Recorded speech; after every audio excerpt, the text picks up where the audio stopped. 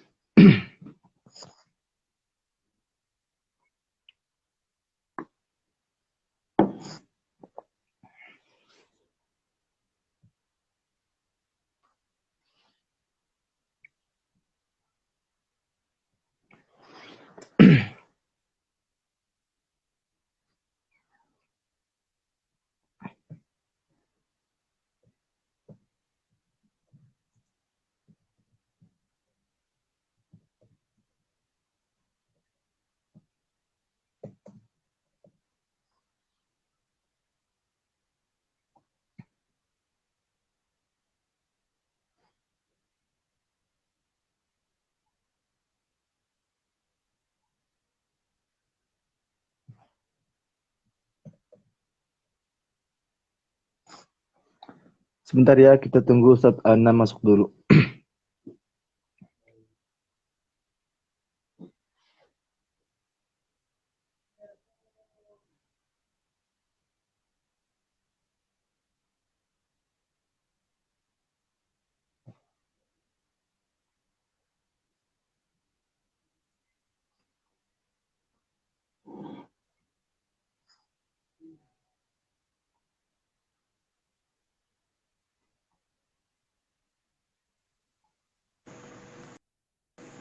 Masya Allah. Assalamualaikum Ustadz.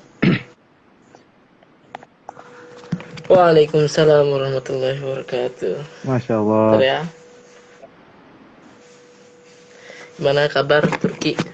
Alhamdulillah sehat, Alhamdulillah sehat semua. Antum gimana Tat? Sehat? Sehat, alhamdulillah. Bentar ya. Alhamdulillah. Nah, judul kita apa nih? Pantang menyerah murojaah. Anda tulis di sini dulu nih, biar kelihatan. Oke, antum ya yang bisa ngepin komentar ya. Iya Tat, bentar. Coba bikin judulnya biar nampak jelas. Udah. Ini, udah ya. Ini luar biasa nih ya. Bang Asad nih dari Turki dia. Alhamdulillah. Sekarang lagi di Turki ya. Alhamdulillah. Jadi kalau di Turki ini jam 15.53 habis Ya. asar ya. Betul. Jam Alhamdulillah. berapa asar di sana? Asar jam 2:30. 2:30 ya. Oke. Iya betul. Berarti di sana nunggu maghrib. Kalau di sini udah selesai isya. Masya Allah. Ini kita nunggu dulu lah biar agak rame dulu. Taib. Soalnya kadang kita awal-awal nanti ditanya lagi di belakang. Ya itu sering banget. Terlambat. Sering banget. Itu sering banget Tat, terjadi Tat. Ketika udah dijelasin di awal, di akhir nanya lagi gitu. Ini yang udah datang nih kalau bisa jangan di close nih. Soalnya kita nggak akan save video ini. Ya, jadi standby aja sampai akhir. Ya. Yang kemarin udah nanya-nanya di apa di Q&A yang dibuat itu, nanti kita jawab satu-satu di sini ya. Tapi kalau mau ada tambahan pertanyaan langsung ke sini boleh juga. Pokoknya kita bahas tentang pantang menyerah murojaah, judulnya itu. Jadi bahas seputar murojaah atau menghafal Al-Qur'an. Tuh belum apa-apa udah pada nanya nih. Nanti Dan kita insya Allah bahas nanti, yang kemarin dulu. iya. Dan nanti insya Allah di akhir akan ada pengumuman giveaway ya. Ada 2 orang pemenang. Gitu. Dan pemenang tuh dipilih oleh Ustadz Anam langsung sama Ustadz Ojai. Jadi yang milih pemenang tuh bukan aneh ya. Yang milih pemenang tuh dari Ustadz Anam sama Ustadz Ojai. Jadi nanti diinfokan di Ya, akhir ini- live ini insya Allah. Ya, ini yang giveaway di akunnya Bang Asadullah nih ya. Kemarin ada giveaway, nanti diumumin di akhir. Insya Allah. Nanti dari Ana juga ada tambahan satu nih. Boleh. Tambahan satu giveaway. Masya Ya. Allah.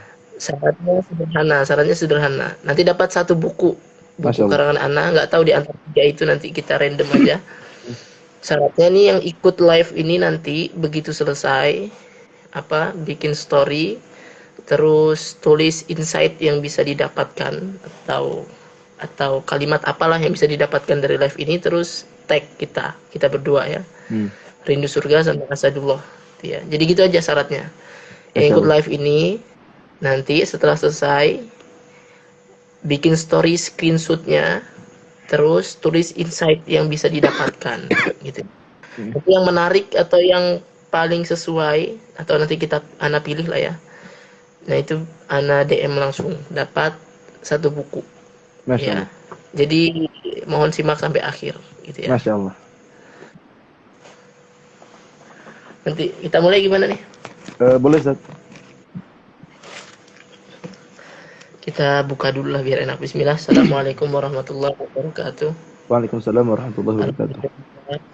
Alhamdulillahi ghafiri dzambi wa qabili tawbi syadidil iqab qawli la ilaha illa huwa ilaihil masir. Allahumma salli wa sallim wa an'im ala sayyidina Muhammad wa ala ali sayyidina Muhammad, amma ba'd. Subhanaka la ilma lana illa ma 'allamtana innaka antal alimul hakim. Ya alhamdulillah kita ketemu di live IG ya. Jarang-jarang kita live IG. Hari ini sengaja nyempatkan waktu bersama Ustadz Asad ini ya. Kita bahas tentang murojaah. Sebenarnya pengen live IG-nya sendirian, cuma kita biar berbagi sudut pandang nih. Nanti kita modelnya atau sistemnya, konsepnya bacain pertanyaan yang kemarin sudah masuk atau yang mungkin baru masuk di sini, terus kita jawab dari sudut pandang Ana, juga dari sudut pandang Ustadz Asad gitu. Jadi saling melengkapi aja. Karena kalau dari sudut pandang Ana paling followers Ana tahu pasti jawabannya gitu-gitu aja kan ya. Iya. Ya, apalagi tentang murojaah, tentang menghafal, pertanyaannya juga itu-itu aja, diulang-ulang aja tuh pertanyaannya. Ya. Jawaban Ana ya itu-itu juga. Itu. Makanya kita harus tahu juga nih dari Bang Asad seperti apa. Oke, kita mulai nih ya. Ana udah kumpulin nih pertanyaannya di laptop. Ana kemarin catat. Sudah ada puluhan yang nanya ya, tapi mungkin beberapa doang Ana pilih, kebanyakan sama. Yang pertama nih misalnya, Ustaz, gimana cara membagi waktu? Ini banyak banget nih. Membagi waktu antara murojaah dan ziyadah. Murojaah kuat di esok harinya, ziyadah terbengkalai gitu, atau sebaliknya gitu ya. Jadi cara membagi antara murojaah dan ziyadah. Pertama Ana jawab dulu ya. Nah, jadi yang pertama harus kita pahami bahwa porsi murojaah itu harus lebih banyak daripada ziyadah. Dari segi waktunya juga. Kalau jumlahnya apalagi ya, soalnya murojaah nggak mungkin di bawah ziyadah. Yang pertama, murojaah harus lebih banyak daripada ziyadah. Terus yang kedua, waktu ziyadah dan murojaah itu disesuaikan dengan kebiasaan dan jadwal masing-masing. Jadi susah juga kalau Anda mau bilang jam sekian karena kesibukan kita beda-beda. Jadi disesuaikan dengan jadwal masing-masing. Kalau di pondok berarti jadwal pondok, ikuti aja. Ya. Nah, kemudian yang ketiga, kejarlah murojaah itu, mengejar murojaah itu mati-matian. Tapi ziyadah itu semampunya saja. Ya, jangan kebalik. Karena kebanyakan terbalik, ziyadah mati-matian, pas murojaah seadanya. Nah, ini kebalik, konsepnya kebalik. Penghafal Quran itu lebih wajib bagi dia untuk mengulang hafalan dibandingkan menambah hafalan yang baru. Ya, jadi semangatnya jangan salah. Pas ziyadah semangat, pas murojaah nggak semangat. Itu terbalik. Kemudian selanjutnya, kalaupun ada yang harus terabaikan antara ziyadah dan murojaah, maka lebih selamat memilih ziyadah yang terbengkalai. Ya, ini catat ya. Kalaupun harus ada yang terbengkalai antara ziyadah atau murojaah, maka lebih selamat memilih yang terbengkalai itu ziyadahnya, bukan murojaahnya. Kalau murojaah yang terbengkalai, habis hafalannya. Tapi kalau ziyadah yang terbengkalai, kan ziyadah kan berarti hafalan yang memang belum kita miliki, ya nggak apa-apa. Ya, karena kita ngejar murojaah maksudnya ya. Nah, jadi di waktu lain.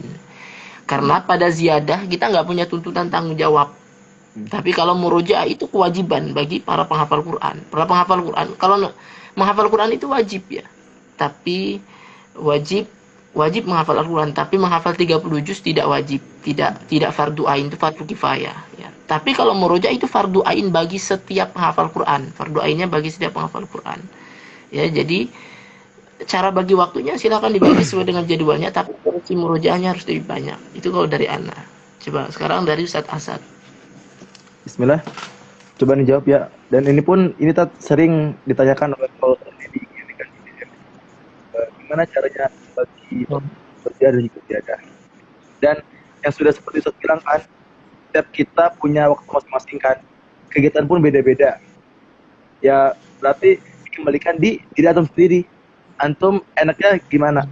Misalnya nih, ada sini cuma ngasih gambaran aja, kasih gambaran ya, sedikit gambaran. Ada yang orang nih enak pagi itu enak buat menghafal. Lalu sore murojaah, malam murojaah lagi. Ada yang lain pagi untuk murojaah, sore untuk menghafal, malam menghafal. Dan pasti banyak perbedaan yang lainnya. Seperti Ustaz Anam nih, dulu kita cerita aneh, dia tuh waktu menghafalnya hanya waktu tahajud tahajud menghafal, sisa waktunya dipakai untuk murojaah. Dan memang benar kata Ustaz Anam, porsi murojaah itu harus lebih banyak daripada ziyadah. Tapi sayangnya sekarang tuh banyak pondok, banyak rumah-rumah tahfiz yang lebih mengedepankan yang namanya ziyadah daripada murojaah. Maka coba kita mulai dari diri kita sendiri, kita utamakan yang namanya murojaah daripada ziyadah. Nah, mungkin seperti itu Tata. Kita kembalikan ke dirinya Allah.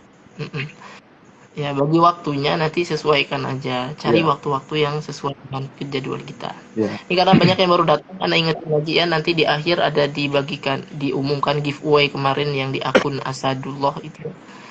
Sama ada tambahan giveaway dari Ana, 1 buku hadiahnya, buku karangan Ana random nanti.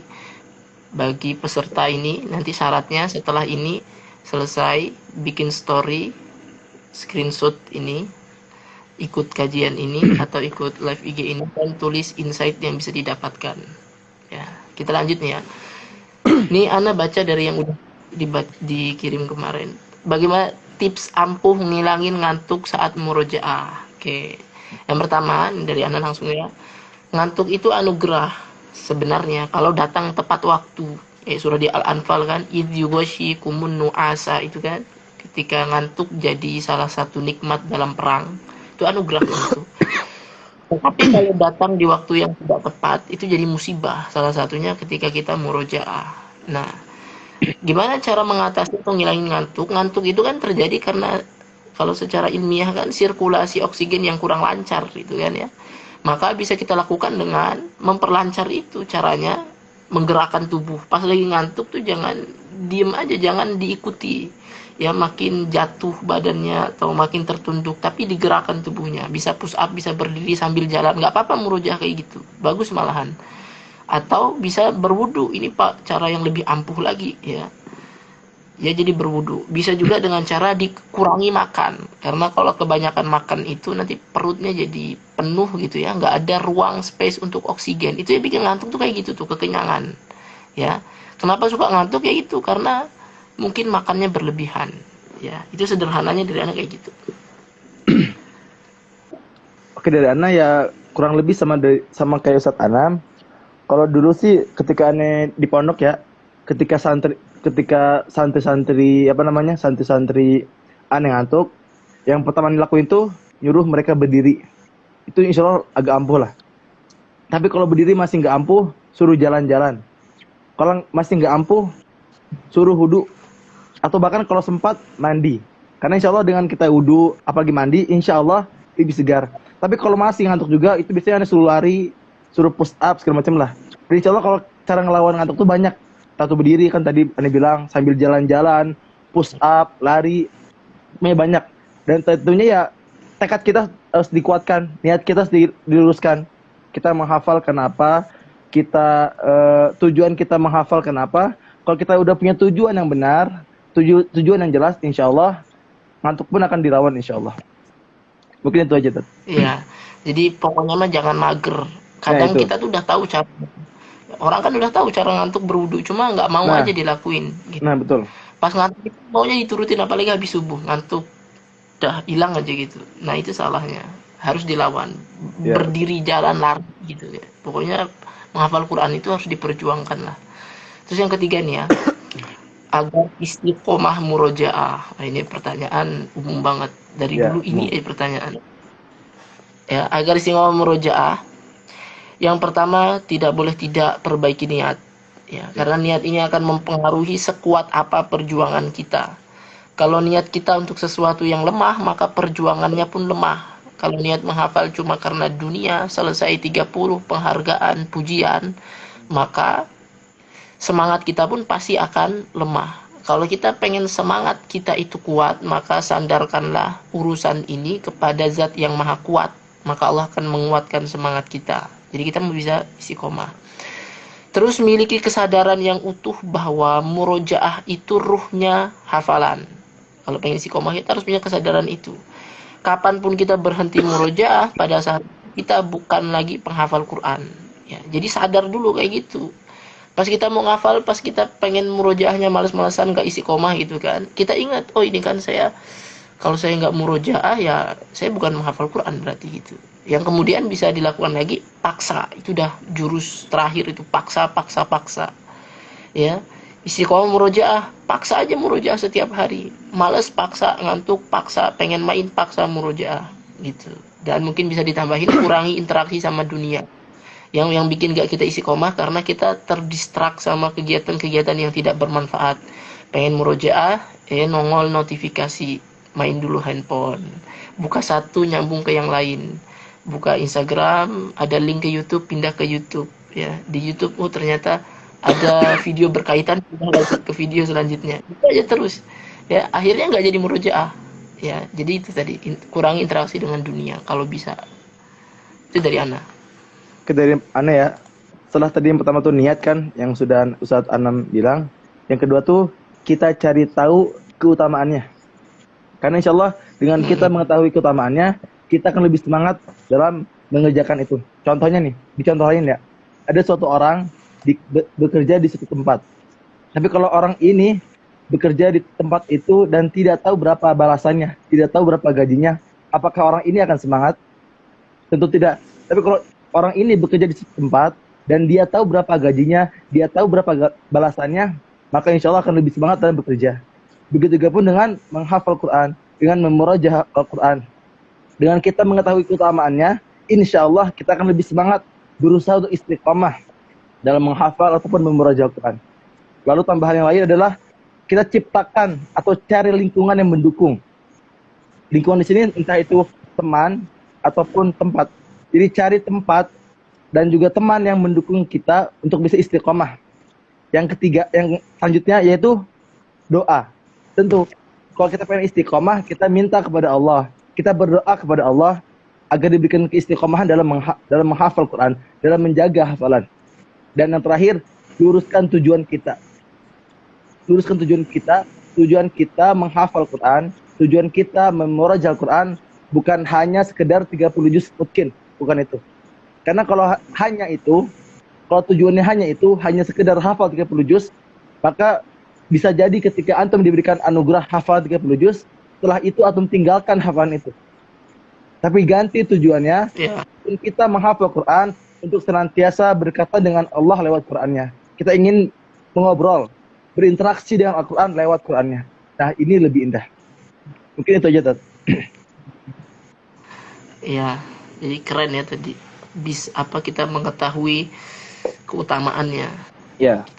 Kalau kita kerja kan, kalau gajinya gede, itu pasti semangat banget. Apalagi Al-Quran ya, gajinya kan, kalau bicara gaji, Al-Quran itu nggak kebayang ya. Nggak cuma di akhirat, di dunia juga apalagi gitu. Masa sih untuk hal seperti itu kita nggak mau berjuang? Orang dapatnya itu dunia dan seisinya, dapatnya surga gitu. Harusnya kita mau berjuang kalau kayak gitu.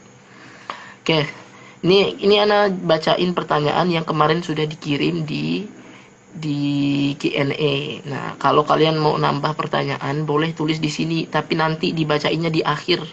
Kalau masih ada waktu, insya Allah masih ada. Kita baca beberapa doang di sini.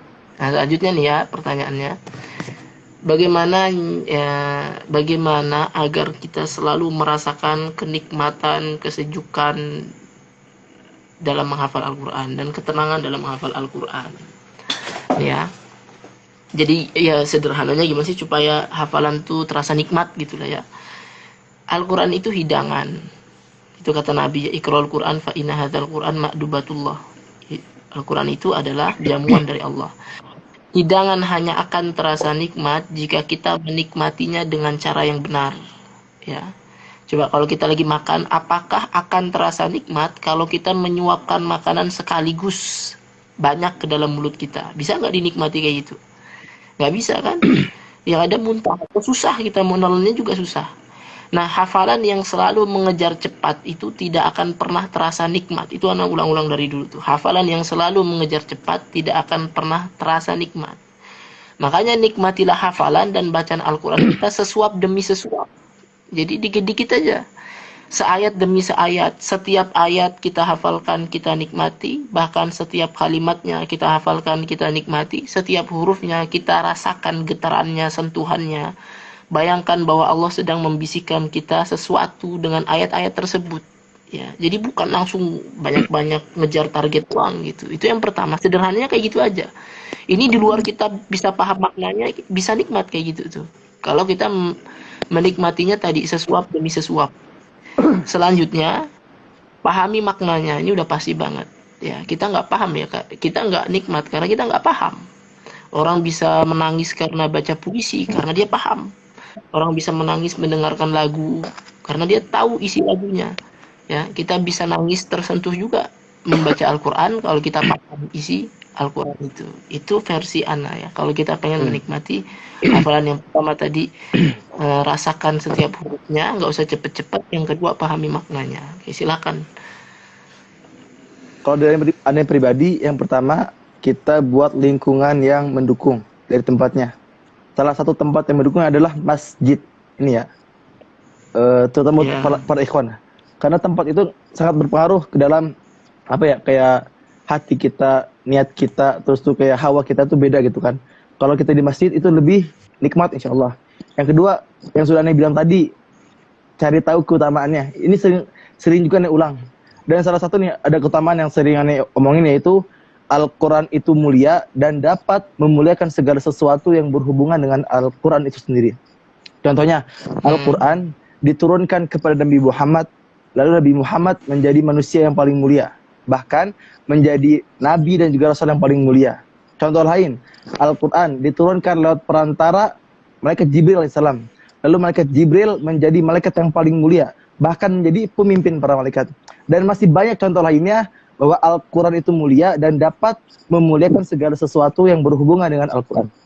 Maka dengan kita membacanya, kita menghafalnya, kita mentadaburinya, bahkan kita mengajarkannya, insya Allah kita pun akan mendapatkan kemuliaan dari Allah Subhanahu Wa Taala.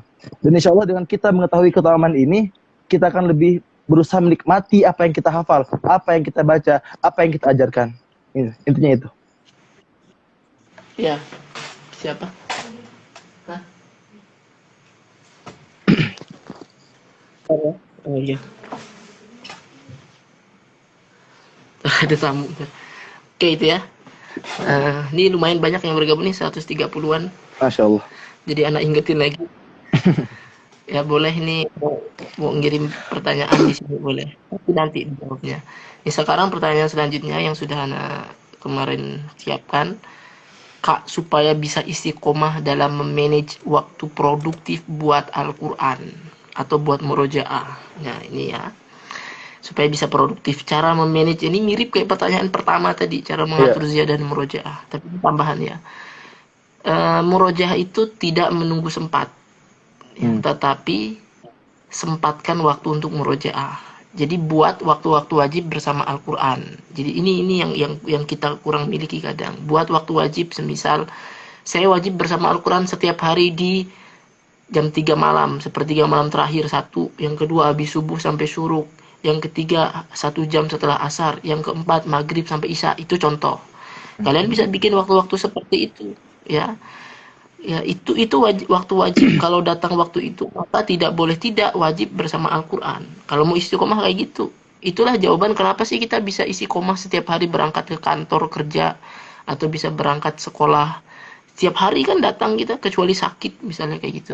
Itu karena kita sudah dalam mindset kita tuh ada pikiran bahwa itu waktu wajib sekolah, itu waktu wajib kantor. Kenapa kita nggak bikin waktu wajib untuk Al-Quran?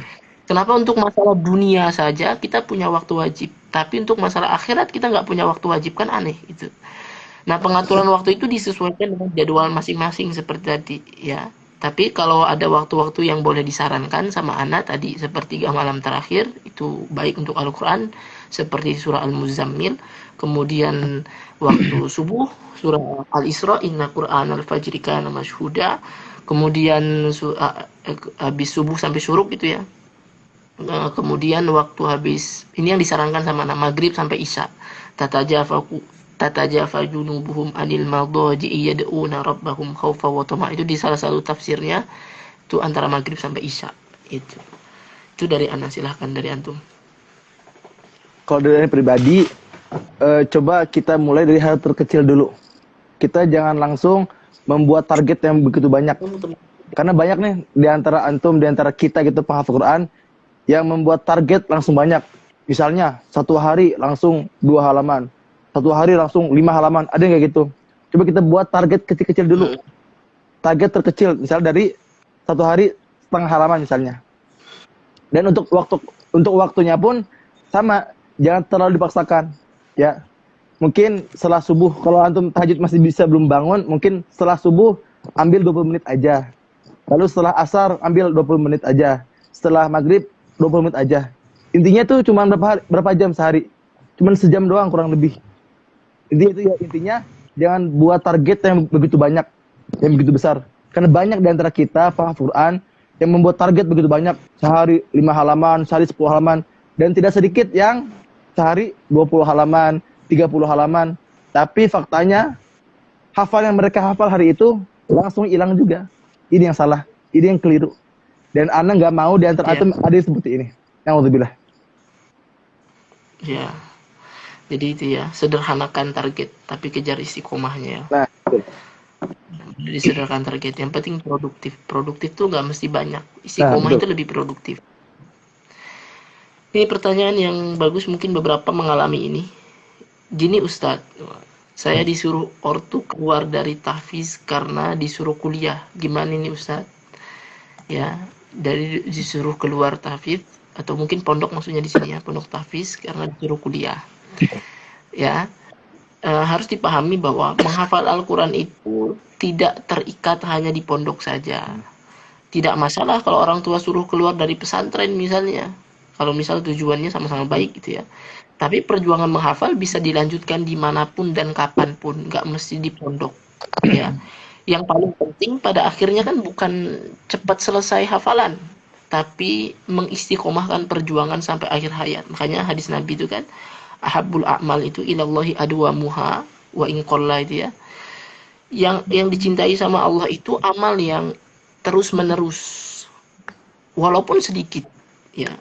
Mungkin di luar pondok itu sulit menghafal apalagi sambil kuliah, nggak apa-apa ya, nggak apa-apa walau sedikit setiap hari, yang penting kita perjuangkan aja perjuangannya ya. Jadi tetap menghafal. Jadi tadi istilahnya tadi ya, sederhanakan aja targetnya, kejar istiqomahnya.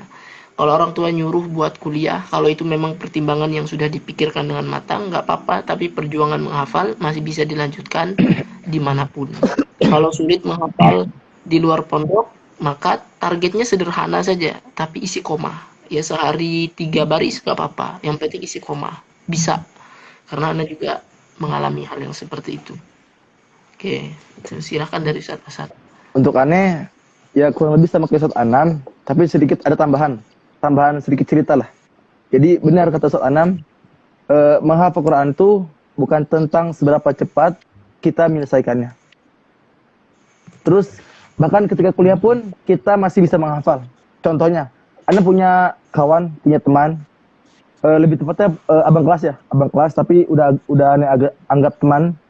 Dia baru menyelesaikan hafalannya ketika dia kuliah. Dia menghafal Quran ketika dia kuliah. Bahkan bisa 30 juz. Bahkan lancar. Dan luar biasanya orang ini nih, beliau ini bisa menjuarai MHQ 15 juz se-ASEAN. Padahal Insyaallah. orang ini menghafal Quran ketika kuliah. Ketika kuliah. Bahkan ketika lulus pun orang ini menjadi mahasiswa terbaik dari Komlot. Karena apa? Karena Al-Quran itu sendiri. Jadi ingat ya, tidak ada alasan untuk berhenti menghafal Quran. entah antum kuliah, antum kerja, antum apapun itu, masih ada waktu untuk bisa menghafal Quran.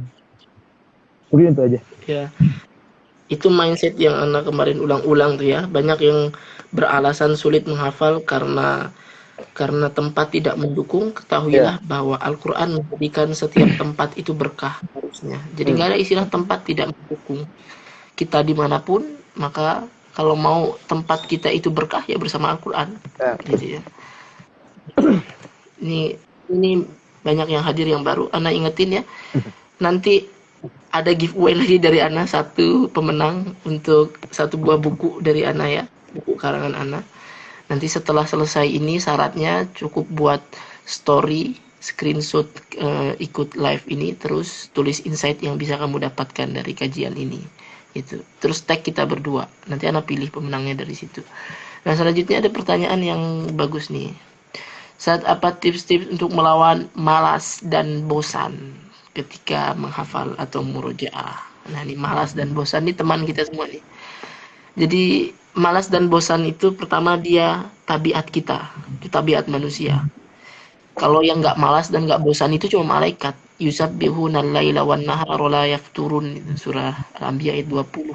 Malaikat itu senantiasa bertasbih siang dan malam, la yafturun, nggak pernah futur mereka. Jadi, tapi kita manusia, kita nggak malaikat. Ya kadang kita bosan, kadang kita malas. Nah kadang apa yang membuat kita malas itu kan karena kita melakukan hal yang sama berulang-ulang. Itu yang bikin kita bosan. Ya, makanya kalau kita murojaah ngerasa bosan, mungkin murojaah kita tuh gitu-gitu aja. Ya, jadi ngerasanya bosan. Salah satu tipsnya adalah buatlah cara-cara murojaah yang beragam. Murojaah itu nggak tentang mengulang hafalan yang bil goib atau ngelihat Al-Quran kayak gitu. Sekali-kali murojaah dalam sholat, murojaah dengan cara membaca tafsir, atau mendengar kajian, itu murojaah juga, dengerin ceramah. Kalau bosan yang murojaah klasikal kayak biasa itu, coba murojaah dengan cara yang lain. Pas lagi bosan, dengerin ceramah aja lah. Itu juga menguatkan hafalan, walaupun pasti beda, efektivitasnya beda ya, masing-masing punya. Tapi itu salah satu tipsnya, buat banyak cara atau cara-cara beragam untuk tetap bersama Al-Quran.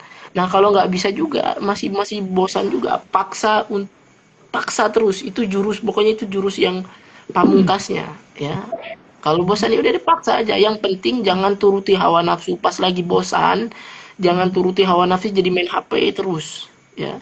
Jangan turuti hawa nafsu jadi tiduran terus, jadi main-main terus, jalan-jalan sama teman. Kalau kita nuruti hawa nafsu, pada saat itulah kebosanan akan semakin bertambah. Jadi harus mau dilawan. Itu tipsnya dari anak. Oke. Kalau dengan pribadi, salah satu caranya yaitu doa.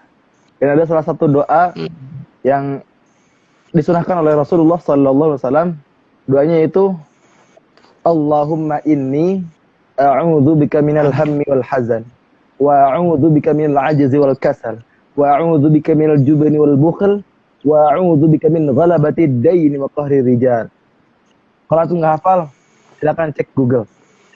Sekarang banyak ceramah-ceramah di YouTube atau di Google untuk apa ya, cara doanya gimana, bentuk doanya gimana, contoh doanya kayak gimana. Silakan cari, manfaatkan internet yang antum punya. Antum punya Instagram, antum punya Google, punya internet, punya YouTube. Pakai itu untuk mencari ilmu. Salah satunya itu doa tadi. Allahumma inni a'udzu bika minal hammi wal hazan wa a'udzu bika minal ajzi wal kasal wa a'udzu bika minal jubni wal bukhl wa a'udzu bika min ghalabati ad-daini wa qahri rijal. Lalu cara keduanya, misal kita lagi malas menghafal ataupun memurojaah, coba kita kerjakan kegiatan lain, entah itu mengerjakan tugas ataupun bersih-bersih. Intinya kerjakan yang lainnya. Setelah kejadian lain sudah selesai, baru kita murojaah lagi. Insya Allah akan menambah mood kita dalam murojaah. Wallahu a'lam. Iya, pokoknya kalau mau cari Google tulis aja doa terhindar dari malas dan sedih misalnya itu. Ada pasti doa itu. Karena itu di Al-Mansur juga ada kan, di Al-Mansur zikir pagi dan siang juga ada. Doanya masyhur insyaallah. Bagus ya berdoa. atau dengan doa yang kita pahami juga. Doa apapun sebenarnya sama, tapi Iya, itu betul. doa yang salah satu yang diajarkan Nabi itu doa yang itu tadi. Nah, kemudian ini ada satu pertanyaan yang akan kita bahas lagi. Murojaah tapi belum lancar-lancar juga. Apakah karena disebabkan dosa yang terlalu banyak atau karena kemampuan otak yang kurang? Nah, itu pertanyaannya gitu. Kalau murojaah nggak lancar-lancar itu karena dosa atau kemampuan otak yang lambat? Kalau anak berpendapat lebih ke yang pertama, karena dosa. Sebab setiap dosa yang kita lakukan akan menorehkan satu titik hitam di dalam hati kita. Kalau sudah semakin banyak, maka semakin gelaplah hati. Sedangkan Al-Quran itu huwa nurul mubin, kata Nabi Muhammad SAW. Al-Quran itu cahaya. Kalau hati kita gelap, maka nggak akan ketemu sama Al-Quran. Ya, jadi kalau anak lebih kepada dosa, ya. Siapa menghafal Al-Quran, karena apa? Karena siapapun yang menghafal Al-Quran kan akan dijanjikan oleh Allah Subhanahu Wa Taala sebagai keluarganya, ya. Innalillahi ahlina, ya, Allah punya keluarga. Itu huwa ahlul Quran, huwa ahlullah wa khosatuhu. Ahlul Quran itu keluarga Allah, dan Allah tidak akan menjadikan para pendosa sebagai keluarganya, ya. Karena Allah Subhanahu Wa Taala akan memilih. Eh, Kalau untuk masalah otak yang lambat, kalaupun itu salah satu faktornya, itu faktor yang sangat-sangat kecil, ya, pengaruhnya sangat kecil. Karena saya sendiri bertemu dengan banyak orang yang autis yang secara IQ kan rendah, ya, tapi mereka justru hafalannya lebih hebat. Banyak teman saya ketemu langsung, bahkan ada yang hafal Quran yang baca yang 30 juz bisa baca dari belakang ke depan gitu, ya. Kalau kita bicara tentang otak, ya harusnya secara logika mereka lebih lambat, tapi mereka ternyata kuat. Jadi Al-Quran itu hanya tentang kesungguhan dan hidayah, dan hidayah akan datang kepada mereka yang bersungguh-sungguh. Walladzina jahadu fina lanahdiyannahum subulana. Siapa yang bersungguh-sungguh akan kami berikan hidayah, atau kami berikan petunjuk. Jadi nggak ada istilah otak lambat, yang ada kurang bersungguh-sungguh, gitu. Itu dari anak. Ya. Eh, Silakan dari antum. Menurut Ani pribadi, yaitu salah satu faktor kita susah menghafal ataupun kita cepat hilang hafalan adalah maksiat. Karena seperti tadi Ustaz Anan bilang, tadi Al-Quran itu ilmu, cahaya itu kan. Dan Imam Waqi' rahimahullah pernah berkata, ilmu agama itu adalah cahaya. Dan cahaya itu tidak dianugerahkan, tidak diberikan kepada orang yang suka bermaksiat. Jadi mungkin di antara antum yang susah menghafal, mungkin ada dosa-dosa yang antum sadari ataupun tidak disadari. Maka caranya perbanyak istighfar. Antum meminta kepada Allah agar diampuni dosa-dosa antum dan agar diberi kemudahan dalam menghafal Quran. Dan mungkin salah satu faktor kenapa kita susah menghafal, mungkin ada beberapa orang yang memang susah menghafal karena kemampuannya. Ada sendiri punya teman yang dia tuh emang udah rajin banget. Tapi hafalan dia tidak banyak. Bahkan ketika di pondok dia cuma sekitar 10 juz aja. Tapi yang saya lihat tuh ketika dia bersungguh-sungguh, dia menghafal, dia murojaah di masjid. Tapi Allah memberikan dia hafalan sampai 10 juz aja. Tapi istiqomah murojaah itu lebih baik. Ya, mungkin itu aja. Nih, karena ada beberapa lagi pertanyaan, kita agak cepet jawabnya, singkat-singkat nih Ana nih. Biar nih pengen jawab juga yang langsung nih.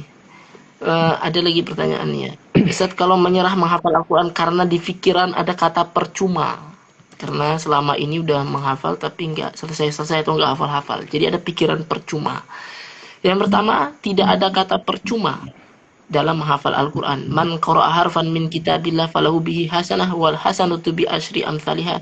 Siapa yang membaca Al-Quran, maka bagi dia satu kebaikan yang dikali 10 pada setiap hurufnya. Jadi nggak ada kata percuma. Kalau kita menghafal tapi hafalan nggak lancar-lancar, justru Allah sedang memberikan kita kesempatan untuk meraih pahala yang lebih berlipat ganda. Karena dengan nggak lancar, kita jadi ngulang lagi. Semakin diulang, semakin banyak huruf yang kita baca. Semakin banyak pahala yang berlipat ganda. Nah, justru hafalan akan benar-benar percuma kalau kita berhenti hari ini. Ya, kan pertanyaan gitu, gimana kalau kita menyerah saja karena ngerasa percuma? Justru hafalan akan percuma kalau Anda menyerah hari ini, ya. Karena apa? Karena kita menyerah berarti su'ul khotimah, ya isinya, ya. Kan setiap amal tuh dinilai di akhirnya, Al-amalu bil khawatim ya. Kalau terakhirnya menyerah, nggak dianggap lagi itu semua perjuangannya. Itu malah jadi percuma. Ya kan? Jadi kalau nggak mau perjuangan yang capek itu percuma, terusin. Gitu ya. Oke, mungkin itu dari Anda. Perbedaannya sama, tidak ada kata percuma untuk menghafal Quran. Karena sudah banyak keutamaan yang telah tadi kita berikan kan. Salah satunya adalah Al-Quran akan datang di hari kiamat menjadi syafaat. Rasulullah SAW bersabda, "Iqra'ul Quran fa innahu ya'ti yaumil qiyamah syafi'an li ashabi." Ini kata Rasul. Bacalah Al-Quran karena sesungguhnya Al-Quran akan datang di hari kiamat menjadi syafaat, menjadi penolong bagi kita semua, yaitu para pembacanya, para penghafalnya. Maka jangan sampai ada di pikiran kita, mindset kita percuma. Ingat, tidak ada kata percuma untuk menghafal Quran. Karena Quran yang kita baca, Quran yang kita hafal, Quran yang kita ajarkan, insya Allah akan datang di hari kiamat menjadi syafaat, menjadi penolong bagi kita semua, itu para penghafalnya. Insya Allah biiznillah. Oke, selanjutnya.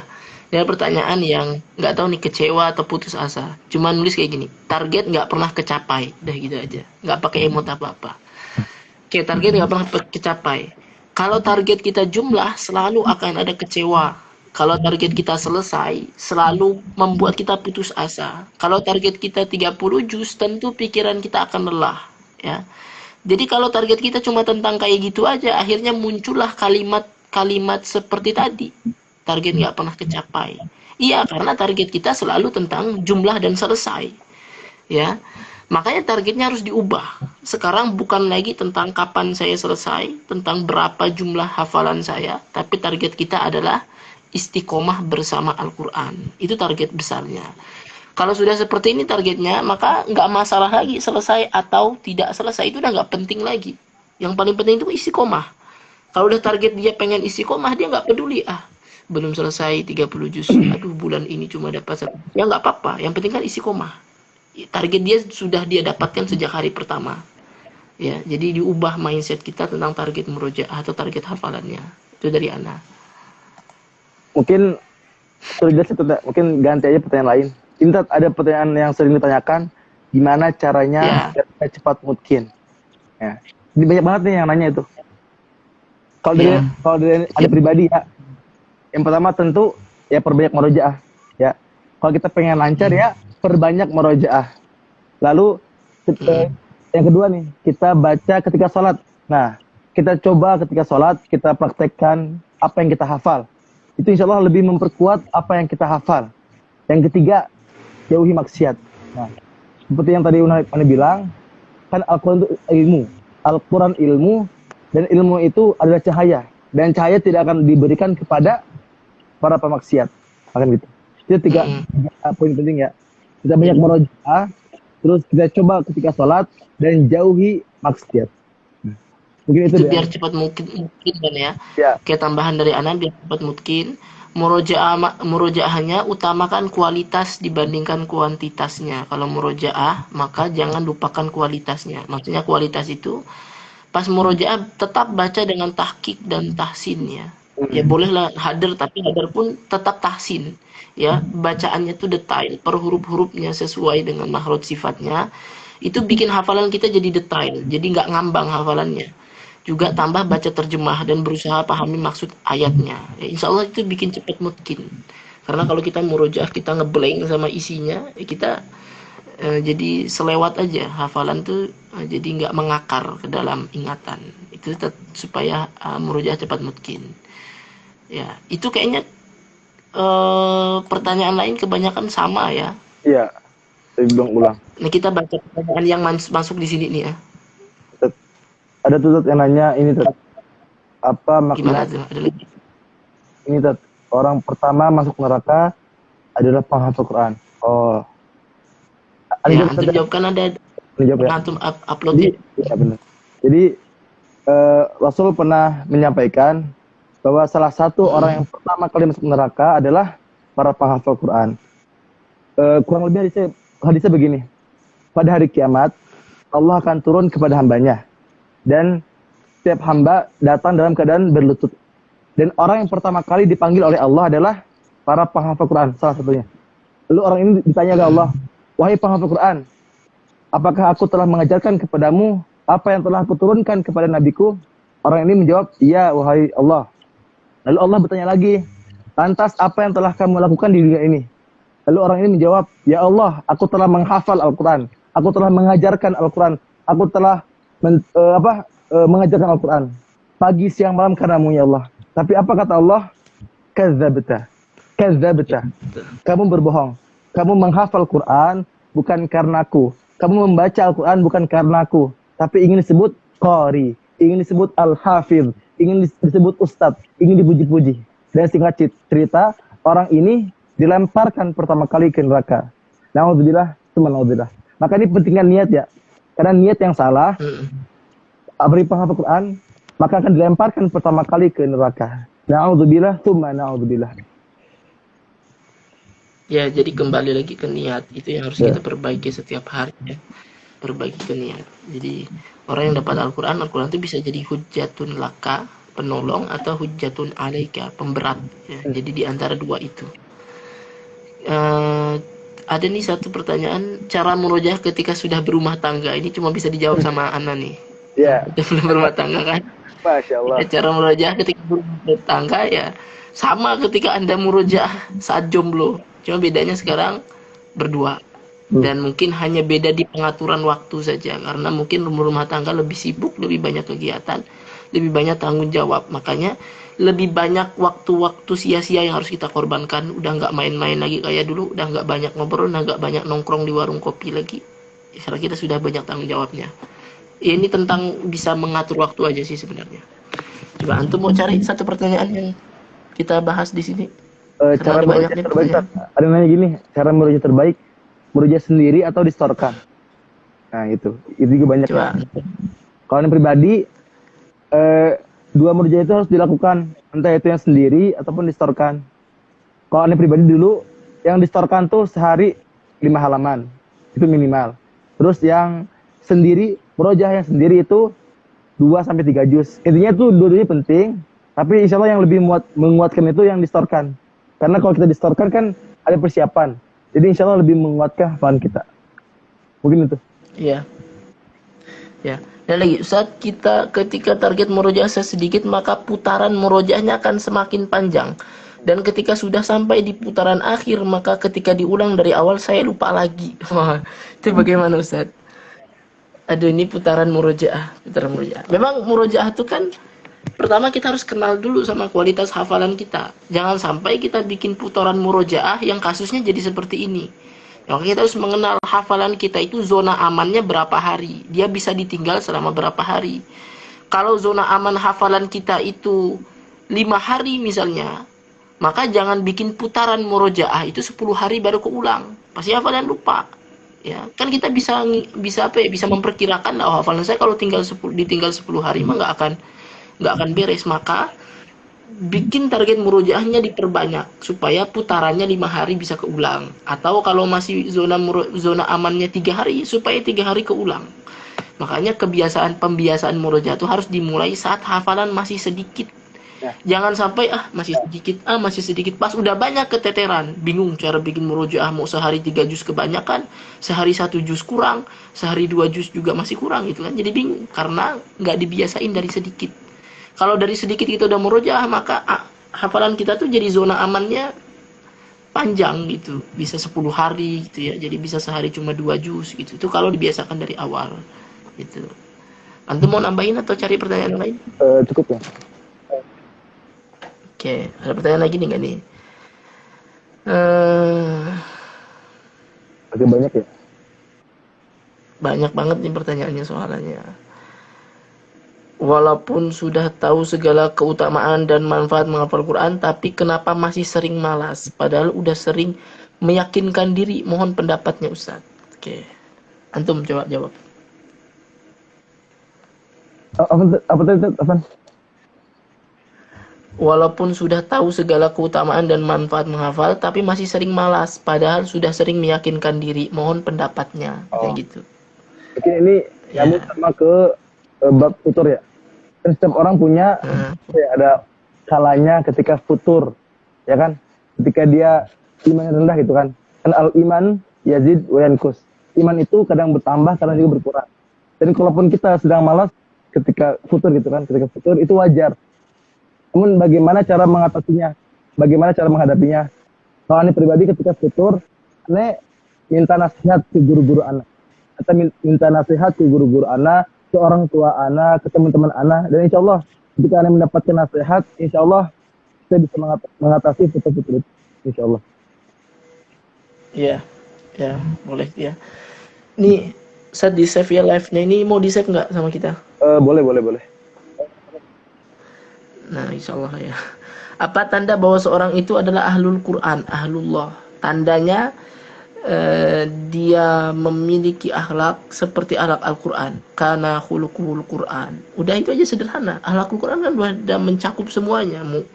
Mau ibadahnya, mau kesehariannya, perilakunya, sifatnya, adabnya. Itu udah tanda ahlul Quran. Tapi ahlul Quran itu bukan sesuatu yang bisa kita cap kepada seseorang gitu ya. Kita cap aja sekarang, oh dia ahlul Quran, oh dia bukan gitu. Itu bukan urusan kita, itu urusan Allah Subhanahu wa taala. Tapi salah satu cirinya itu bisa dilihat dari tadi, dari akhlak kesehariannya dia, mencerminkan Al-Quran atau tidak gitu ya. Jadi kayak gitu. Ada pertanyaan lagi? Apa lagi ya? Belum lagi. Mungkin udah aja. Ini sih banyak sebenarnya. Banyak ya? Boleh, mau udahan ya? Ya, sekarang kita mengumumkan pemenang giveaway kemarin. Ya. Oke.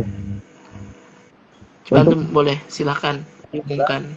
Untuk pemenang giveaway itu ada 2 orang dan akan mendapatkan buku gratis karya Ustadz Anam, insya Allah. Nanti tinggal kirimkan alamatnya serta nomor HP-nya. Nanti insya Allah akan dikirim cepatnya. Pemenang pertama yaitu siapa nih?